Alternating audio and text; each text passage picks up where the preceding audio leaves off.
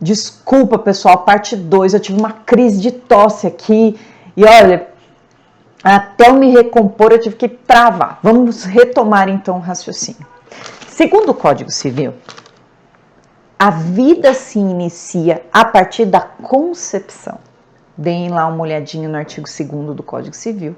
A concepção faz com que a vida se inicie.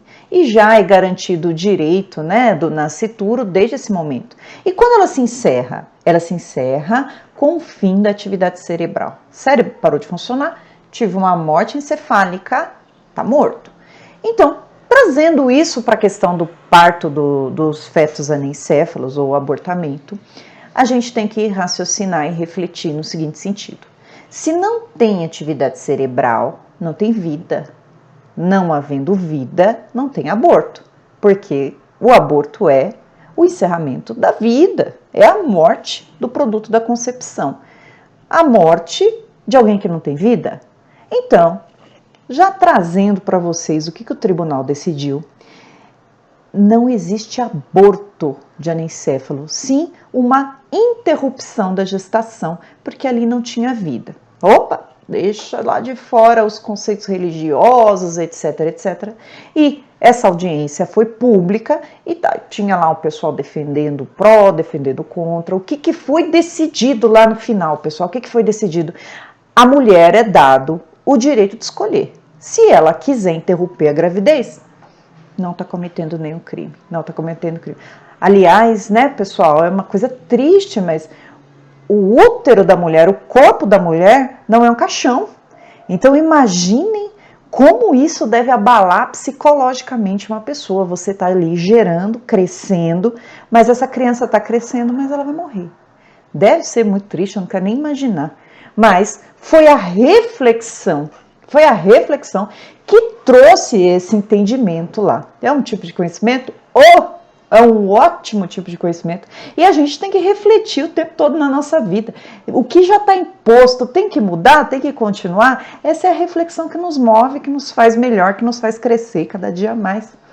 Também já falo para vocês linkarem com o mito da caverna. Eu trouxe para vocês na sala de aula, né? O mito da caverna está lá na República de Platão. Ele é maravilhoso e a gente tem que sair das cavernas todos os dias, né? Eu tô odiando ter que assistir aula online e tal, e não quero nem ver. Saia da caverna. Veja que é uma forma a mais de estudo. Vamos aproveitar, já que a gente não pode ter aula presencial, vamos aproveitar de outra forma. Eu tô fazendo com o maior carinho para vocês. Já vou colocar o making off aqui para vocês. Vocês vão ver que toda hora minha gatinha tá subindo aqui na mesa, eu tive que trancar ela no guarda-roupa. Continuando. Método científico. O conhecimento científico a gente pode intitular de ciência, mas para eu chamar um conhecimento de ciência, ele precisa passar pelo método. O que é método? Método é o passo a passo. Como que eu chego lá?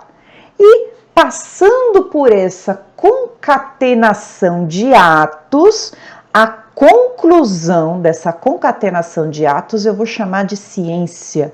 E essa ciência é publicada e outras pessoas terão acesso, até para aprimorar o descobrimento, até para aprimorar aquele estudo, que pode ser uma sistematização de uma coisa que já existe. Vamos lá, vamos voltar lá no começo. Eu posso falar que o conhecimento científico, ele não exclui os outros conhecimentos? Sim, eu preciso começar o conhecimento científico pela observação. E vamos lá, para que eu observe algum fenômeno, eu preciso ter uma bagagem anterior, porque aquela pessoa que não estuda, aquela pessoa que não vê jornal, que não se inteira da realidade do mundo, ela só trabalha no senso comum, no eu acho, nasci pronto. Poxa, essa pessoa é uma pessoa que é cega culturalmente. Porque para a gente observar os fenômenos, a gente precisa ter uma bagagem científica, a gente precisa ler. Mas, ultrapassando essa etapa, estou lendo, já estou me inteirando, meu negócio não é só rede social, meu negócio é assistir aula, eu vejo um tema lá na faculdade, acho interessante, vou buscar isso nos livros, vou buscar isso em videoaulas, vou me inteirar. E aí eu tenho condição de pensar esse tema. Verifiquei, então, observei um tema. Dessa observação, vejam, aqui eu estou explicando como que é o método científico para depois dar exemplo para vocês. Observei o tema. Vou ter que formular alguma hipótese. Essa hipótese é a problematização. Atenção, atenção, porque nós vamos usar esse método na hora que a gente for produzir trabalho científico. E o trabalho mais científico, mais científico não. O trabalho científico mais importante que nós faremos durante o curso vai ser o nosso TCC, trabalho de conclusão de curso, que lá pelo 7º, 8º semestre a gente vai começar a produzir. E outros trabalhos científicos que nós faremos, que vai ser no dia a dia forense, né? A nossa petição, ela vai ser um trabalho científico. Ótimo! Verifiquei o tema, observei o tema, já tenho uma bagagem anterior para ter essa observação, eu vou problematizar. O que é problematizar? É criar perguntas acerca do tema. Por que isso ocorre? Como ocorre? Qual a solução que eu posso trazer para esse problema? Para isso virar ciência, não dá para ficar nesse achismo só. Eu preciso buscar bagagem referencial. Vou pegar um livro, vou pegar aqui do meu querido professor Nutt. Vou lá pesquisar sobre esse tema. Já é uma fonte de quê? De conhecimento. Pesquisei sobre o tema. Preciso, então, a partir dessa problematização, criar hipóteses de solução. Essas hipóteses que são criadas, eu preciso, então, testar. Testo as hipóteses e verifico se anteriormente aquela solução provisória se confirma. Em rápida síntese, se essa, então, problematização, que eu formulei hipótese, se ela for confirmada, legal, já sei um jeito de solucionar o problema proposto. E se ela não for confirmada, perco todo o trabalho? Não, é uma forma que eu sei de não resolver. Pessoal, o erro nos conduz ao conhecimento. Não é simplesmente quero acertar todas. Não é assim. A gente vai errar e vai errar muito. E o método científico, ele aproveita os erros para mostrar uma forma de não fazer. Esse, então, é o método científico. Vamos trazer um exemplo prático aqui, trazendo para a seara do direito? Vamos trazer? Casos, por exemplo, a gente estava falando de feto anencéfalo. Vamos pensar no caso lá da ciência. Ciência começa a verificar a incidência em determinado grupo de mulheres ali de uma região que estavam nascendo bebês anencéfalos. E aí o bebê nascia, morria. E aí, levantando essa questão, problema, observei essa incidência grande de crianças sem cérebro. Analisando, questiona-se por quê? Qual o motivo? E eu não vou me aventurar em entrar para a área da ciência biológica, que não é minha área, mas só para ilustrar para vocês o conhecimento científico. Qual o motivo pelos quais essas mulheres estão gerando crianças sem cérebro? Bom, problematizei, segunda parte do método, problematizei. Vamos criar então uma primeira hipótese? Questão é genética. A genética dessa mulher está fazendo com que ela tenha os bebês anencéfalos. Maravilha.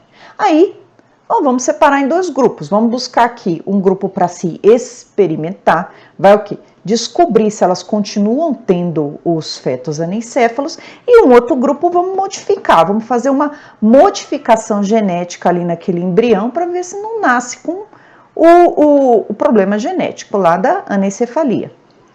Verificando, deu certo, concluiu que o problema é genético. Não, continuou nascendo criança sem cérebro, vamos mudar aqui. Então, o problema pode ser da água, o problema pode ser da ambientação, enfim, várias formas de hipótese eu tenho que experimentar. As que saírem certo, consegui. As que não saírem certas, seria não comprovarem, é uma forma que eu tenho de dizer que não deu certo. Não é essa forma que eu vou atrás para poder solucionar o caso. Consegui explicar? Tomara que sim. Mas essa concatenação de procedimentos é o que eu posso chamar de ciência. A ciência, então, ela está reservada lá dentro do laboratório? Só tenho ciência dentro do laboratório? Não, pessoal. A ciência está no nosso dia a dia. E para o aluno de direito, a ciência está aqui, ó, está nos livros. Eu tenho que buscar o conhecimento nos livros. Para vocês, eu vou deixar a leitura, então, da seção 2.1, que vai dizer o que é pesquisa. Quero pesquisar sobre determinada coisa. Será que a pesquisa ela vai envolver método? Será que eu preciso de algum método para pesquisar? Ou eu só vou lá no Google e onde que tem um restaurante bom de comida japonesa? Isso é pesquisa? Ou a pesquisa envolve método? Diante disso, eu preciso que vocês elaborem e leiam quais são os tipos de pesquisa. Aí, no próximo vídeo, a gente vai vir falar um pouco de cada um dos tipos de pesquisa. Peço que vocês leiam, então, as sessões pelo livro, pela apostila ou livro-texto. A gente falou desde a sessão 1 até a sessão 2.1, problematizamos, explicamos, e aí eu preciso que vocês se aprofundem, façam os exercícios. Eles estão disponíveis para você, pessoal, para vocês, desde a sessão 1 até a sessão 2.4, já está lá no AVA disponível. Façam essas sessões, porque lembra que eu disse anteriormente? A gente só consegue formular questões se a gente está inteirado do assunto. Estou aqui para poder dar o caminho para vocês, e o caminho é esse. Leiam, depois testem seus conhecimentos. Errei? Continua testando, que o erro faz parte do aprendizado. Grande abraço para vocês. Eu vou deixar disponível o slide dessa aula com os métodos. Eu peguei as partes principais lá da apostila e coloquei lá no AVA, vai ter escrito assim, slide 2. Pessoal, leiam a apostila, façam os exercícios e quem puder, também é muito importante, todos podem, eu tenho certeza, façam o estudo dirigido. Quanto mais rápido vocês fizerem o estudo dirigido, aproveitem essa semana de suspensão de aula, façam, pessoal, imprimam um certificado, guardem ou emitam lá pelo WhatsApp para o seu coordenador. É importante que vocês façam isso para guardar lá o certificado em PDF. Combinado? Vocês vão ver que a atividade transversal, aquela do AVA, vai subir assim. Façam esse teste. Legal?